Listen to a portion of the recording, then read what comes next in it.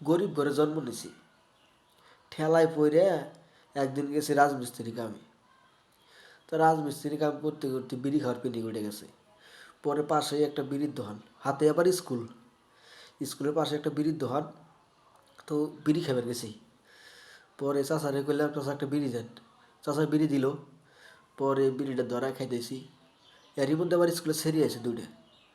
আইসা কয়, আপনি যে বিড়ি খাইতেছেন, যে আপনি বিড়ি খাইতেছেন আপনারও ক্ষতি হইতেছে, আমারও ক্ষতি হইতেছে। তা আমি আবার ঠাস করে কয়ে দিছি যে, ইস রে, এত কানেকশন, তাহলে আর আপনি আর আমি প্রেম করি? আপনার জন্য আমার জন্য আপনার এত কানেকশন, এটা তো আগে যদি হইতো তাহলে আর আজকাল সিঙ্গেল থাকা লাগতাম না।